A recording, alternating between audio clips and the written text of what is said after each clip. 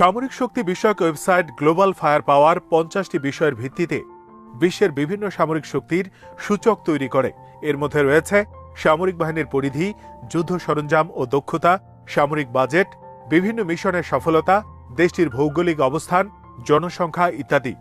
সম্প্রতি প্রকাশিত ওই র্যাঙ্কিংয়ে এখন মুসলিম দেশগুলোর মধ্যে সবার উপরে পাকিস্তান। অর্থনৈতিক সংকট সত্ত্বেও সামরিক খাতে পাকিস্তানের এই উন্নতি অবাক করার মতো। ক্রমশই সমরাস্ত্র শিল্পে আমদানি নির্ভরতা কমানোর পথেও হাঁটতে শুরু করেছে দেশটি।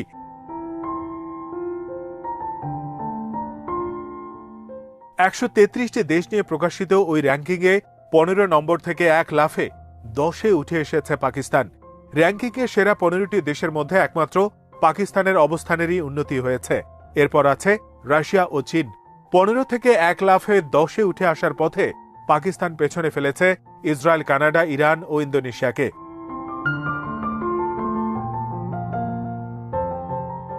র্যাঙ্কিংয়ে উন্নতি করা দ্বিতীয় মুসলিম দেশ আলজেরিয়া।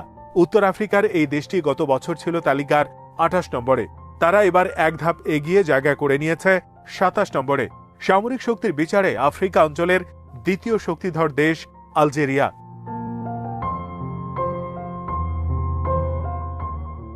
আলজেরিয়ার বর্তমান প্রতিরক্ষা বাজেট 1040 কোটি মার্কিন ডলার। দেশটির সেনাবাহিনীর সক্রিয় সদস্য সংখ্যা 1,30,000। এছাড়া প্যারামিলিটারি বাহিনীর সদস্য রয়েছে 1,90,000।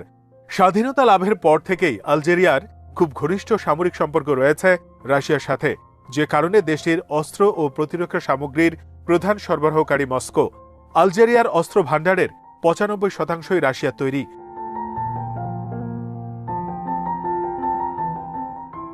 বর্তমানে আলজেরিয়ার বিমান বাহিনীর ফাইটার বহরের নেতৃত্ব দিচ্ছে রাশিয়ার তৈরি সুখোই Su-30 ও MiG-29 ফাইটার।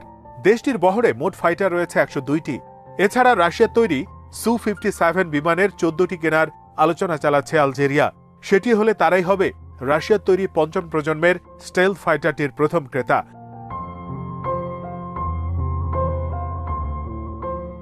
এছাড়া আরও কিছু Su-34 বোম্বার কেনার চুক্তিও ইতিমধ্যে করে ফেলেছে আলজেরিয়া। এছাড়া চীন থেকে 4র্থ প্রজন্মের JF-17 থান্ডার ফাইটার কিনবে আলজেরিয়া, এমন কথা শোনা যাচ্ছে।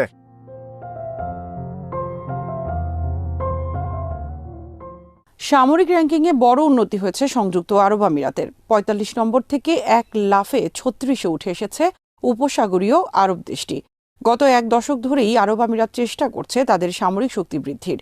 সেই চেষ্টারই ফল পেয়েছে দেশটি। আসুন জেনে নিই সংযুক্ত আরব আমিরাতের সামরিক শক্তি সম্পর্কে কিছু তথ্য।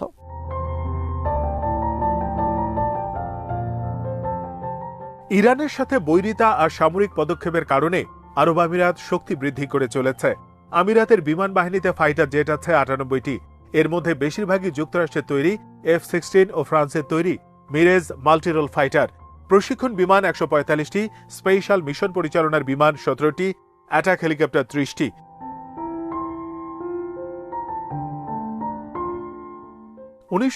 সালে সংযুক্ত আরব আমিরাত তার অস্ত্র ভাণ্ডারে যুক্ত করেছে উত্তর কোরিয়া থেকে কেনা স্কুড-B ব্যালিস্টিক ক্ষেপণাস্ত্র। তাদের আছে ফ্রান্সের লেক্লার্ক ট্যাঙ্ক ও রাশিয়ার BMP-3 সাঁচোয়া যান। অস্ত্র আমদানির ক্ষেত্রে এক দেশের উপর নির্ভরতা ইরানকে যে বিপদে ফেলেছিল, তার থেকে শিক্ষা নিয়ে 90-এর দশকে আমিরাত একাধিক দেশের থেকে অস্ত্র কেনা শুরু করে। রুশ নির্ভরতা থেকে বেরিয়ে আসতে তারা যুক্তরাষ্ট্র, ব্রিটেন, ইউক্রেন, ফ্রান্স, ইতালি ও জার্মানি থেকে অস্ত্র কেনা শুরু করে। আবার কেনা অস্ত্রগুলোকে আধুনিকায়ন করতেও প্রচুর বিনিয়োগ করে দেশটি।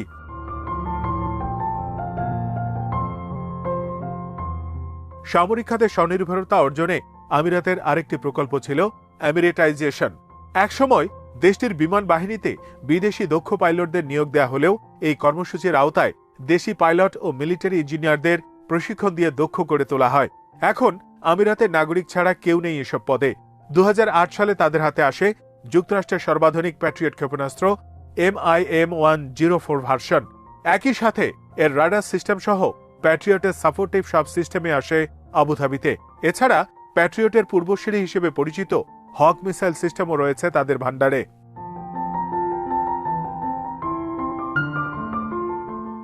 2011 সালে হরমুজ প্রণালীতে ইরানের সাথে উত্তেজনার পর আমিরাত ক্ষেপণাস্ত্র খাতে $350 কোটি মার্কিন ডলার বিনিয়োগের পদক্ষেপ নেয়।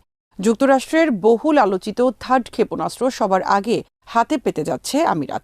এই থার্ড এতটাই শক্তিশালী যে যুক্তরাষ্ট্র দক্ষিণ কোরিয়া এটি মোতায়েন করতে চাইলে বাধা দিয়েছিল চীন। Terminal high altitude area defence system বা থার্ড পেতে আমেরিকাকে খরচ করতে হচ্ছে প্রায় 200 কোটি মার্কিন ডলার। এছাড়া আছে নিজস্ব তৈরি জোবাইর মাল্টিপল রকেট লঞ্চার।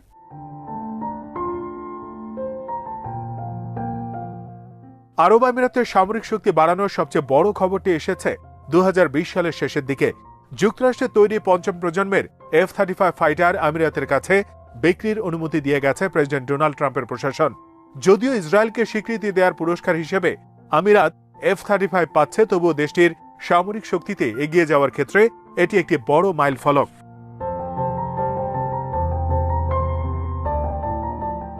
সাম্প্রতিক সময়ে প্রতিরক্ষা সরঞ্জাম দেশে তৈরিতেও কিছু উদ্যোগ নিয়েছে আমিরাত। দেশের মাটিতেই তারা নৌবাহিনীর জন্য 5-6টি করভেটস বানানো শুরু করেছে। এছাড়া ড্রোন, অ্যামিউনিশন ও সামরিক যান শিল্প গড়ে তুলেছে তারা। আর এসব কিছুর পুরস্কার হিসেবেই দেশটি সামরিক শক্তির র্যাঙ্কিংয়ে বড় ধরনের লাভ দিয়েছে।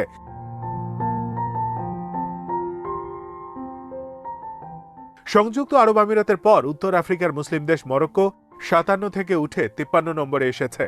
সাম্প্রতিক বছরগুলোতে দেশটি তার সামরিক শক্তি বৃদ্ধিতে মনোনিবেশ করেছে।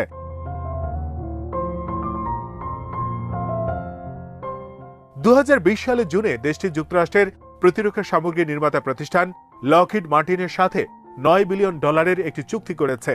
চুক্তি অনুযায়ী মরক্কোকে 25টি F-16 ফাইটার জেট ও 36টি অ্যাপাচি হেলিকপ্টার সরবরাহ করবে লকহিড মার্টিন।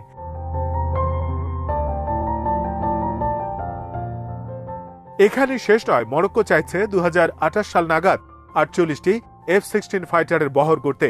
এইসব বিমানে থাকবে পঞ্চম প্রজন্মের রাডার সহ উন্নত ইলেকট্রনিক সিস্টেম। এছাড়া এন্টি এয়ারক্রাফট কামান, স্থলযুদ্ধের জন্য আধুনিক ট্যাঙ্ক এবং সমুদ্র সীমায় দাপট বাড়াতে নৌবাহিনীকে আধুনিকায়ন করেছে মরক্কো।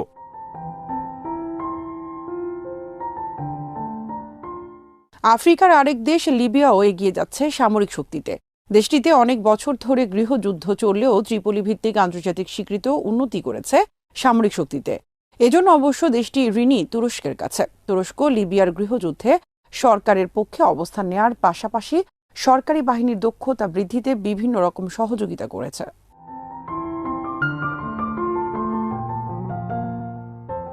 গ্লোবাল ফায়ার পাওয়ারের র্যাঙ্কিংয়ে লিবিয়া 80 থেকে 1 লাফে উঠে এসেছে 70 নম্বরে। বড় ধরনের অগ্রগতি হয়েছে কুয়েতেরও। গত বছর দেশটি ছিল 85 নম্বরে, 2021 সালে তারা জায়গা করে নিয়েছে 71 নম্বরে। এছাড়া উন্নতি করেছে Oman, Tunisia, Afghanistan, Qatar, Nigeria, Kyrgyzstan, Albania, Bosnia and Herzegovina. এই দেশগুলো প্রত্যেকেই নিজ নিজ অবস্থানের উন্নতি করেছে নতুন বছরে। নিজেদের সামরিক বাহিনীর আধুনিকায়ন, প্রতিরক্ষা শিল্প জোরদার কিংবা বিদেশ থেকে উন্নত সমরাস্ত্র আমদানির ফলে এই দেশগুলো উন্নতি করেছে।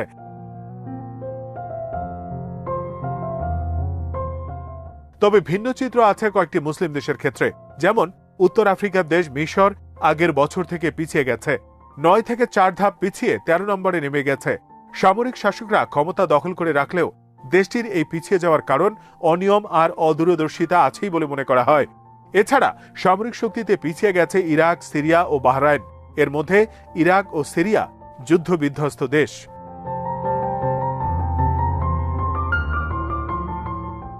আজ এখানেই শেষ করছি।